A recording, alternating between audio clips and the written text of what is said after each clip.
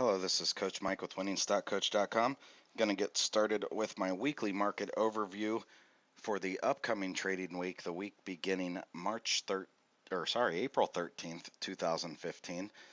Had an interesting week last week, but it was still kind of what we talked about the past few weeks after we failed to kind of break a double top about a month ago and continue upwards. We kind of entered a consolidation pattern here. The chart I'm showing is the weekly chart of the SPX, that's the S&P 500. With this here, one thing to really kind of focus with is quite literally, we need to get a break of 21.1030 on the SPX before we can have a real good sense of continuation to that longer term target 2178.38. Now we did make a decent move with a little bit of a morning star type pattern, but it did not get us out of our consolidation range. So I think for long trades that you took down in here, you still need to watch your consolidation range because twice you've pulled back from the same point already. So you want to identify that possibility for a potential down move or pullback to where you would take profits on your long positions. Now remember too, this upcoming week is a big earnings week for the financial sector. They start pretty much blasting them out every day this week. Looking at this moving forward, just understand the importance of breaking out of the consolidation range. The better trades will be made on the breakout of the consolidation range and not while still in consolidation.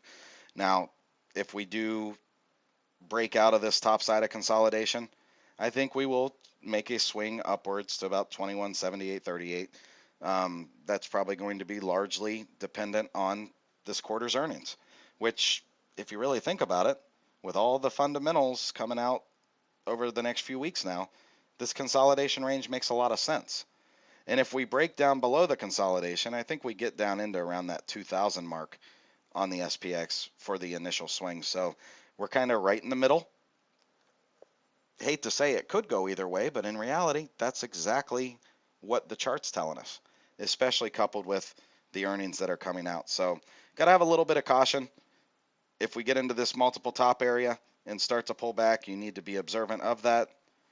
If we break that multiple top area, we'll watch for this 2178.38 area for a swing target. If we break down below this consolidation range, we probably need to look between 2000 and 2007 or so for the SPX just for the initial swing. Moving over now to the DJI, that's the Dow Jones Industrial Average chart. Very, very similar to the SPX. You got that consolidation range being built. We need to break over this 18,164.71 mark. If we get that break, 18,871 be the area that we start to look for. And again, if we break down below it with some of the earnings that are coming out, if they shape the market, about 17,220 or so is where we'll be looking for a downside initial swing. You know, can't stress enough the importance with the different earnings coming out that you don't need to force things before earnings. You know, if you are interested in common stock trades for longer term stuff, there are ways that you can protect yourself and define your risk from the point of entry using the purchase of in the money calls instead of commons. You can generally define your risk down to 4 to 6%. But if you're just trading options solely, you'll start to find the price you pay for those contracts is much more going into the earnings. It makes it a lot more risky. So I personally prefer a lot of after earnings type stuff when planning off a swing in general. Again, this consolidation range made a nice upwards move. There's no doubt about that. You know, we make assumptions that our supports will hold. We held our support level. We made a positive move up, but now we're approaching our resistance level. And that other assumption is resistance won't break. And we make those assumptions because your best trades are created when your assumptions fail. Now over to the RUT. This is the Russell 2000 small cap index, and actually probably the better looking of the indice charts. Kind of closed up right at a double top, really. We need to get above this 1266.37, and I don't see any reason really that it won't unless we gap down come Monday. But that swing we've talked about for a while now, 1287.52, that's what we're going to want to watch for. I think if we do make this pop to get up there, it would probably be this upcoming week or the following.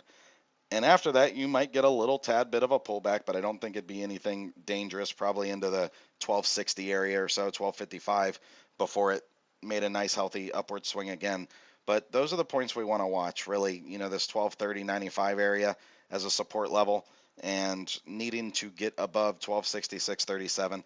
If it doesn't get above it Monday, quite literally, I think that'll just indicate that this double top's going to be a strong pattern, and you'll enter the same type of consolidation that we saw on the S&P and the DJI a few weeks ago. Finally, now to the NDX, that's the NASDAQ 100. Actually got our pullback for a couple weeks in a row, put Wix right on our pullback target. We're going to have to get over this 44.70.33 target. We've made a nice move upwards to it this past week. A break of that target is probably going to get us into that 4,700 range. Around 46.90 is where I believe the first target would be. But, we're going to have to hold the value of 42.78.14 as our support point. If we get down below that, we're probably going to see, just shy of 4,100 again.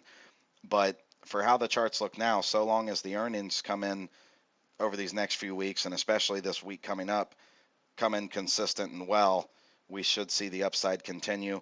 It's just that we are in a consolidation range. And again, your better trades are going to be made on the breakout from consolidation. You'll have higher volume, more of a momentum type trade, a very steady and easy trade to make. So let's keep aware of those and even kind of wait on those scenarios so that we have higher probability opportunities for our trades.